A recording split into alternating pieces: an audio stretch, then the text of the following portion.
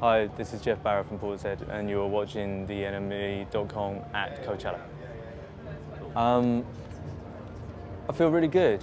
I didn't feel that good about it yesterday because we were worried about sound, and then we had a sound check this morning about 7 o'clock, and it sounds really good.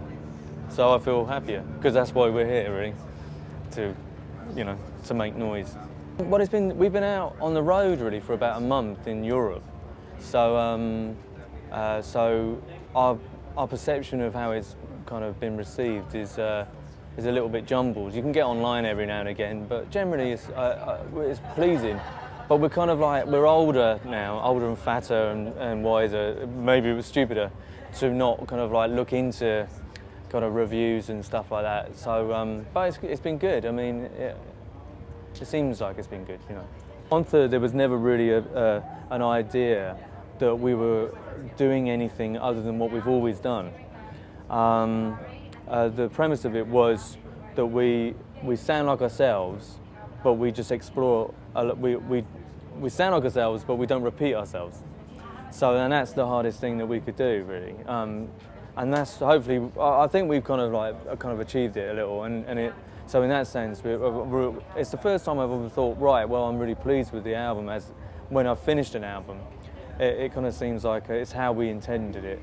But Dummy, when it came out, how it's been absorbed into mainstream music, it seems kind of fairly mellow. But when it first came out, everyone thought it was weird. And when we did a second one, everyone thought that was weird. So really, it's just a continuation of where we've always been, but it's just 10 years later. You know. Not just us, but a lot of sounds have been absorbed into the mainstream. And it's kind of like, you watch some kind of like hospital drama now. There's some kind of Rhodes playing in with a tremolo in the background. So the sounds that we kind of first started with, I don't think are particularly relevant now for the music we want to make. But we're just into different sounds anyway, like anyone would be, really. We're into a lot of different music that I think that would kind of maybe people wouldn't connect with us. But the whole kind of term of the chill out kind of stuff, we've just never been into. It's always been like the worst, the last music we would listen to, basically. But yeah, we curated the ATP festival, and we chose all the bands, and it was 50 bands, and it was everybody. There was only 2 people that couldn't do it that we asked.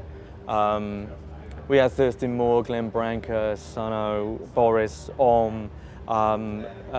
Genius with Liquid Swords, Madlib.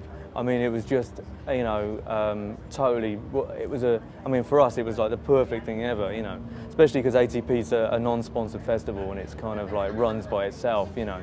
So you don't get kind of like, one shouldn't say Heineken, kind of, but you know, it doesn't get that whole thing kind of happening, you know. And so that was the kind of stuff we listened to, really. I think you would be surprised if you kind of opened up the top of our heads and you could see what we were influenced by.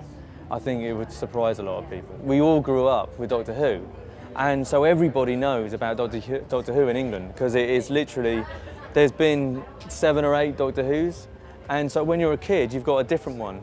It's like James Bond's. You know how people say, yeah, I'm a Sean Connery fan, or Doctor Who, and also just the music was done by the Radiophonic Workshop. It was Delia Derbyshire, made in the BBC, people cutting up tape and experimenting with sound, and it was a total influence on us. You know, I met Calvin Harris, and he was like really nice, and I met Does It Offend You? Yeah, and I really would love to be around for Black Mountain tomorrow, because I'm a really big fan of those bands that are playing. Like, you've got to get Black Mountain or something, or MIA, and then you get Prince. It's like, it's a really strange festival. I mean, the band I want to see the most has to be Kraftwerk, then, by miles. Yeah, we're not playing any more gigs in the States at the moment, but maybe next year, because yeah, this is our only show. But I mean, this summer I think, you know, I've got 2 young girls, so I'm going to go back and see them and I've been writing and then promoting, so I think I'm just going to spend a couple of weeks with them, watch them grow up a bit, you know. I think it has, yeah, because you find out what's important. That's why kind of, you know, reviews and stuff like that are just come and go, and all these things, you know. I think it's important you get a different level of sense of what's important when you have kids. But I sound like an old man now, which I suppose I am. Because the thing is that we didn't write an album for such a long time because we just didn't really have an awful lot to say.